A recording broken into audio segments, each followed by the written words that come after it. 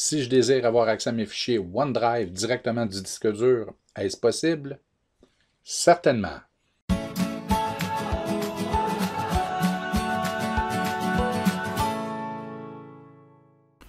Vous avez décidé d'utiliser OneDrive comme espace infonuagique de stockage. Vous savez comment vous y rendre, vous l'utilisez, alors tant mieux. Donc pour s'y rendre, on choisit Office 365 de la page du centre de service. On s'identifie. Une fois dans le portail,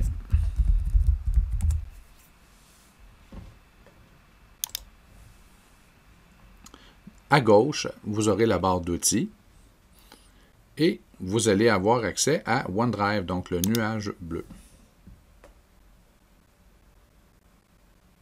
Une fois dans votre espace infonuagique, vous avez accès à vos fichiers, vos dossiers.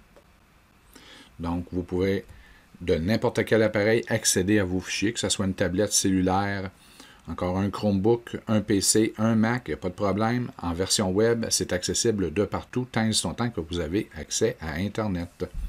Par contre, dans vos habitudes de travail, vous appréciez peut-être pouvoir utiliser l'explorateur de fichiers pour choisir vos fichiers. Donc, il est possible d'avoir un lecteur Google Drive, mais il est aussi possible d'avoir un lecteur OneDrive disponible à partir d'ici. Donc, allons voir comment procéder. Premièrement, si dans l'explorateur, vous ne voyez pas OneDrive dans l'accès rapide ou dans les favoris, dépendant de la version de Windows que vous avez, si vous ne le voyez pas apparaître et que vous êtes avec Windows 10, la barre elle est noire ici en bas, vous pouvez cliquer sur la loupe et faire une recherche pour OneDrive.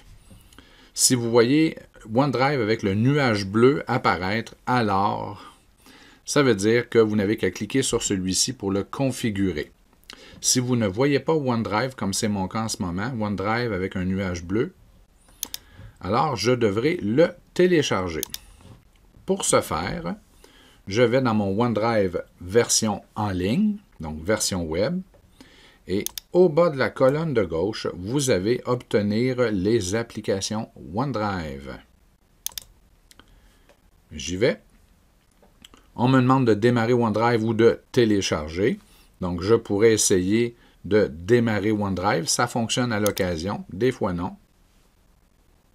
Vous voyez, ça ne fonctionne pas. Donc, je ferme l'onglet et je vais télécharger l'application OneDrive, l'enregistrer.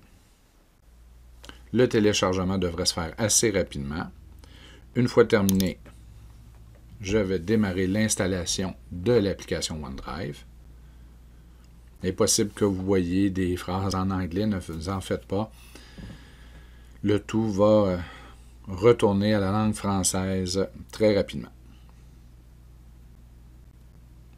Lors de l'installation de OneDrive pour la première fois, vous pouvez voir ici, il est en configuration, il est encore non connecté, on lui donne du temps.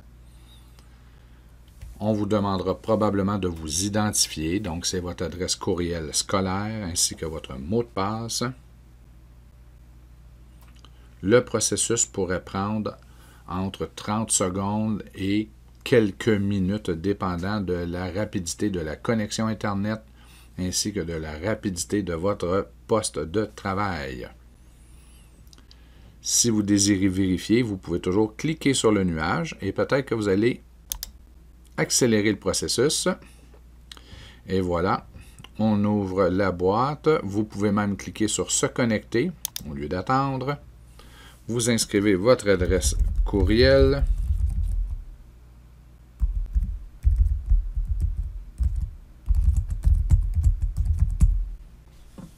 On ne crée pas de compte, d'accord? Il est déjà fait.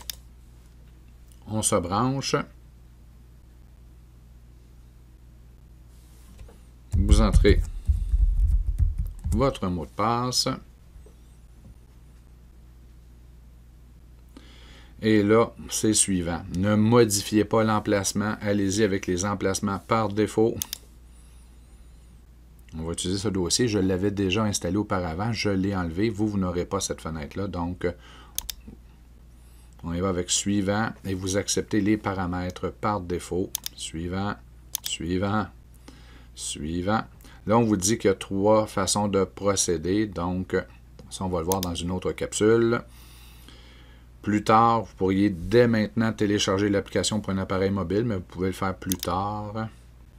Et maintenant, vous pouvez ouvrir votre dossier OneDrive si vous le désirez. Voilà, on vient d'ajouter OneDrive. Là, maintenant, vous pouvez remarquer que j'ai OneDrive avec aucun descriptif à droite et j'ai OneDrive Centre de service scolaire des Samars. C'est celui-ci que vous devez utiliser maintenant.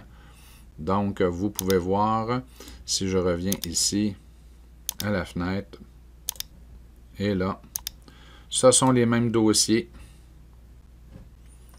Donc, mes fichiers qui sont en ligne dans le nuage, dorénavant, sont accessibles à partir de l'explorateur de fichiers. Donc, on pourrait fonctionner comme on a toujours fait, ouvrir Word, PowerPoint, Smart Notebook et tout simplement enregistrer sur OneDrive à la place d'utiliser le lecteur X ou J ou la clé USB. Donc, c'est tout simple que cela. Vous n'avez qu'à installer l'application OneDrive et dorénavant, vous avez des copies sur votre poste dans le nuage et peut-être même sur un ordinateur à la maison ou un autre appareil dans un autre local de classe qui vont se parler. Donc, les versions seront toujours synchronisées. Et pour savoir si le tout fonctionne, vous regardez ici l'état du nuage. S'il y a une barre sur le nuage, cliquez sur celui-ci pour vous assurer que tout va bien. Donc, bonne utilisation de OneDrive.